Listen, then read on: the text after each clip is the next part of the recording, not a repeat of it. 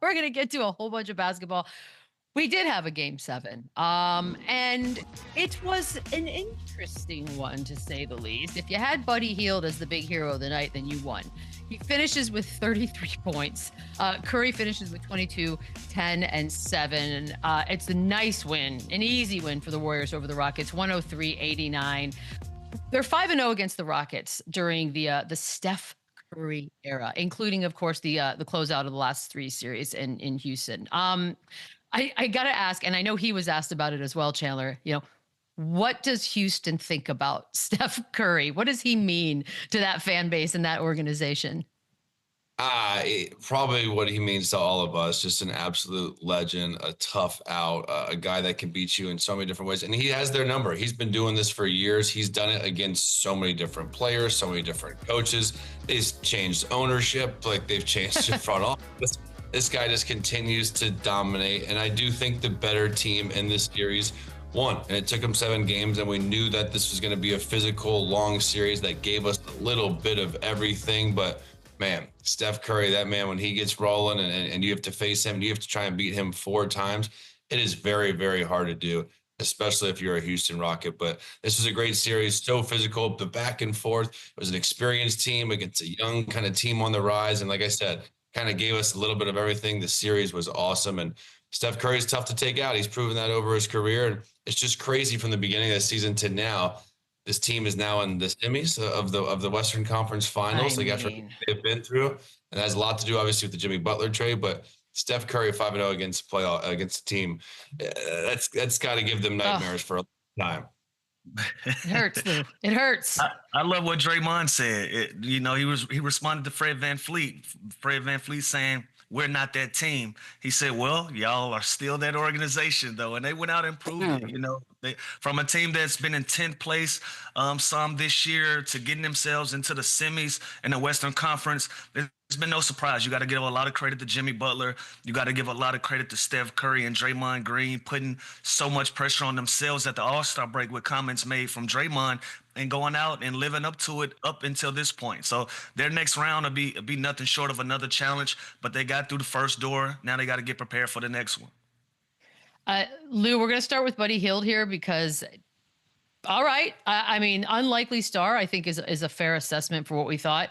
Tied the NBA record for threes in a game. It's with 9. It's in a game 7, by the way. And 9. I just have to say that again. He had 9 threes in a game 7.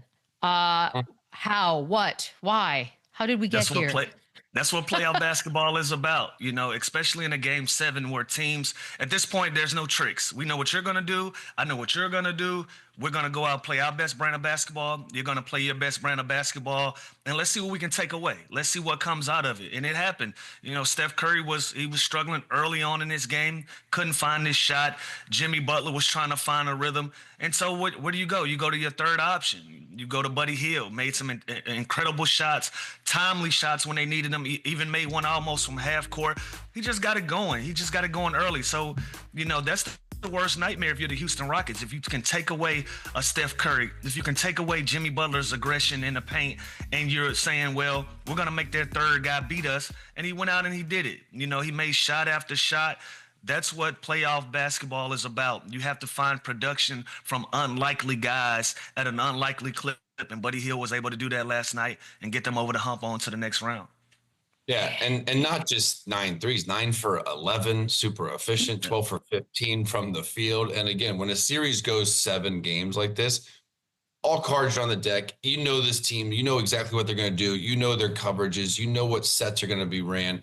And there has to be a difference maker. And that's exactly what Buddy Hield was. He's the perfect fit when his shot is going like this. I know him and Jimmy have the banter of, don't dribble, don't do this.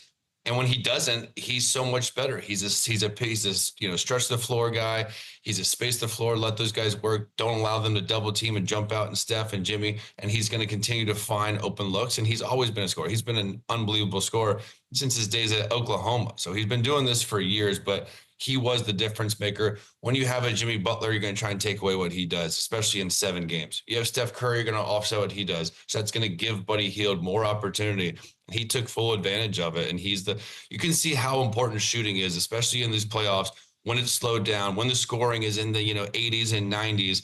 A guy like Malik Beasley, a guy like Buddy Hield are so valuable in a series to knock down shots. And man, he came up in the biggest part of their season, in the biggest game of their season, 33 ball, leading their team in scoring. It's game 7 legend in the Bay. I'll tell you that. By the way, he did all that without a free throw attempt. Like that is just strictly getting it done. Just it's nice. It is nice. Look, we know what the Rockets have, right? We know Şengün, we know Green. Those are the big money guys.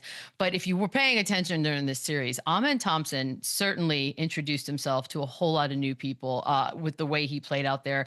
Game 7, especially, he was everywhere, Chandler. I'm wondering where on that team, how vital did he prove himself to be for Houston?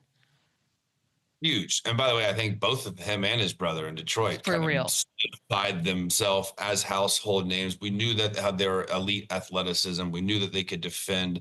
They both do all those little things, and they have so much work to do on the offensive end, but they still find ways to score. They move without the ball. They cut. They get out in transition. These are two of the most athletic kids in the league that I would love to see in the dunk contest, just off sheer hops and bounce. Like they can do a little bit of everything. When they do start developing a little slower pace game, a little better handle, and obviously, kind of get their 3-point shooting and their outside shooting, more dialed in. The sky's the limit for both of these dudes. But man, he's a bright spot. You can see he can guard 1 through 4. He's got size.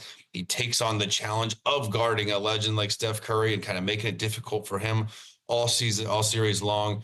He's tough. These kids both have a bright future and kind of solidified, themselves as, definitely starting caliber players and star level franchise pieces moving forward. Yep. And think about this. If this goes Houston's way, we're talking about him the same way we're talking about Buddy Hield. Like, he's not Şengün, he's not Van Fleet, he's not Green. He's one of the other guys, one of the young up-and-coming stars on that team, but he would be considered the unlikely story coming out of this series and coming out of this 7 games the way that he played. Like, every game he brought it on the defensive end, on the offensive end. He just made his presence notable. He made him being an impactful player. He put it on a major platform, like Chandler just said. So moving forward, he's going to be the focal point. Sometimes when you're young like this, you can sneak up on teams. You can have impactful games like this. Now he's on the scouting report. Now he's one of the guys that's going to be talked about. So I'm interested to see what adjustments that he make in the summer to come back even bigger and better and stronger for the Houston Rockets as he was in this playoff series. He had one drive in the second half, just all him by himself, that just made you sit upright on your couch. Like it was insane. It was highlight video stuff. We got to talk a little JALEN Green here because we know he had the one game, the 38-point game where everybody thought, okay, this is the JALEN Green we want to see. Unfortunately, though, for the series, that was kind of it out of JALEN Green, Lou. I'm wondering, how do you assess him? Is he movable? Would you even consider it if you're Houston? I've heard the talks. I've heard the talks about them moving him. Only way you consider moving a guy like JALEN Green is if you have a real chance at going to get a Ja Morant or Kevin Durant or one of these guys that are obvious franchise changers. Other than that, you stay put. You hold your cards where you are. You have a nice young nucleus. Granted, he did struggle in these playoffs, but it was his first introduction. Imagine if the Lakers turned their backs on Kobe when he played how he played against the Utah Jazz when he was such a young player. Like, no, you go out there, you have your experiences, you have your ups and downs, you wipe yourself off, and you go in the summer and you make adjustments how you can be a better basketball player. In this series, I think he learned that it's other ways to impact the game. Like, you can't just be a one-trick pony. You go out there and you can't score the basketball, then what? Are you not going to guard? Are you not going to make plays? Are you not going to have any presence? Those are things that he can adjust to. It's not a lot of JALEN Greens just laying around anyways that you can just up and move these guys, And so I think that's the part of our league that we got to get better at. We're so impatient when we see these guys have struggles that we just, boom, we're ready to move on from them. No, like, allow him to grow, allow him to learn and improve his game. Like he did. He struggled on a big time level this series with not being able to score the basketball, and he let that become a determining factor of how he was going to go out and impact the winning. Now that he has that experience, I'm sure that he'll go back. He'll be a better player next year. Him, Şengün, Amen Thompson, like we just mentioned, Eason, Jabari Smith. That is a nice nucleus of young talent that you can build around. You don't bust that up because a guy struggled in the playoffs so early in his career. Yeah, I agree with Lou. This isn't like a panic move for the Rockets. This is a young team that outkicked their coverage, exceeded all expectations. They were the 2 seed. They're so young. They have a stud coach in Udoka. And it would be extremely premature, I think, for them to be like, you know what, let's just go and trade Jalen Green after one bad series. It was tough. It was inefficient. Outside that 38-point game where he was 8 of 14 from the three, he really struggled. He had a 7-point game, an 8-point game, a 9-point game, and like an 11 to 12 piece, which was just inefficient and it wasn't great. But like Lou made a good point. Thompson finds ways to stay on the floor even without his jump shot falling, because he doesn't take many jump shots because his shot isn't there yet. Jalen Green's got to find other ways to be effective. He's got to find other ways to be productive for his team when his shot's not falling, when he's not just this high volume, bad shot taking scorer. Now, if I'm another team and I know I'm looking at the Houston Rockets as one of these teams with all the assets, Jalen Green's probably the guy I want. If I'm Phoenix, which I know for a fact they will shop Kevin Durant, they will most likely move Kevin Durant this offseason. If I'm taking my talents to Houston, I want Jalen Green in return. And yeah, I'm probably going to get a Jabari Smith and I'm going to throw in some other guys, but he would be the centerpiece in one of those big time deals for a Giannis, a John Morant, a Kevin Durant. So he is that good. He is that talented. And again, I think he's going to be a better basketball player from this series. I think he's going to come back and be more effective. I think he's going to come back and find more ways to impact winning than just scoring the basketball. Because yes, he's extremely talented offensively, but he can offer so much more than just putting the ball in the basket. So it was tough. It was inefficient. Again, they lost to the Warriors in 7 games without him having his best series. So they're in a solid spot, but I definitely think he is going to be in that kind of conversation if they're going to move and try and go for a huge star player. That's the thing, is if they are going to make a move, right? Obviously, you're going to have to move some pieces. They had 41 wins last year. They had the 52 this year. We know, obviously, they were the 2 spot. The Fred VanVleet of it all, I think he's got a player option for like 45 mil.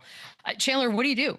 What do you think they should do? I know you mentioned, you rattled off some names, but reality-wise, I gotta fix this audio. I don't think that's me, but that is. It's probably you, is what we're trying to figure out. Again, I don't panic. We have the pieces, we have the foundation, we have all this talent, we have all these assets. So yeah, if we want to listen, let's listen. We have all these players that teams are going to want, and we have a strong foundation. VanVleet came up huge towards in the middle of that series with his shot making. Sengun's proven that he's one of the top 3, top 5 centers in the NBA. And you're surrounded with all this raw young talent that is going to continue to get better. So again, I think they can add. I think they do entertain the idea of adding like a Kevin Durant, which just depends on how much they're going to give up, which we see star players like that have been, it takes a haul to get them. But I do think Kevin Durant should be a main name that they go at, because you pair him with a Fred, with a Sengun, and you keep 1 or 2 of these other assets. And now I think we're talking real championship expectations. So I think they're fine if they just stay put. Again, they were the 2 seed, just took the Warriors to 7 games. This isn't like a panic situation, but I do think they're kind of in that situation where they can make a big splash, kind of go get one of these main guys this summer. Yeah, they're in a good spot. I agree with you. Yeah, I agree with you, Chandler. Like, stay put, but by all means, answer the phone. Listen to everything that people got to say. Listen to everything that teams have to say and what they're willing to offer. And that puts you in a position to go from a 40-win team to a 50-win team to possibly a 60. Then you have to entertain these things. But other than that, I feel like I have all the talent and all of the resources right here in my building. I do not panic. I don't overreact. Some guys could have played better, but they're still young guys, still so much basketball ahead of them in their young careers. You don't give up on those guys and turn your back if you feel like you're primed to compete at a high level. And I think the Houston Rockets are willing to do so in the position that they're in. So I don't panic. I don't push all my cards to the middle of the table. I listen to conversations, but I stay put where I am. I agree with you, Chandler. Not a lot of rest for Golden State, Lou. They start things off conference semis tomorrow against the Timberwolves. They won 3 of the 4 that they played during the season. However, those were all pre-January 15th. So, things have changed a bit. Who you favoring today? Obviously, you can change later. Yeah. Today I got to go with the team that's been resting for a while. Minnesota has been resting. Obviously, they're a confident group. They have the mentality that you need in the playoffs. Us versus everybody. Now this thing has swung to home court advantage for them. They're gonna have a great opportunity to get over on the Golden State Warriors in this. But if I'm Golden State Warriors, I feel good too. Sometimes rest is a little overrated in the playoffs, like especially if you're a team that you're trying to get a rhythm and you just had a game 7, then you have a team that's relaxing and hasn't played a game in 4 or 5 days. That sometimes is a benefit to me because we're already in rhythm. We're already in a flow of having games being played. So, this is a great opportunity for Golden State to go in there, still a game or two in Minnesota. But if I'm picking one today, I like Minnesota. I like how edgy that this matchup can possibly be. I think they're going to break the record for technical fouls and mix-ups and pushing and shoving and benches getting involved. I think it's going to be one of those series, but right now I'm giving Minnesota the slight edge. Yes. Yeah, I'm with Lou. And I think this game goes 6 or 7 games. I think it's going to be awesome. Sure.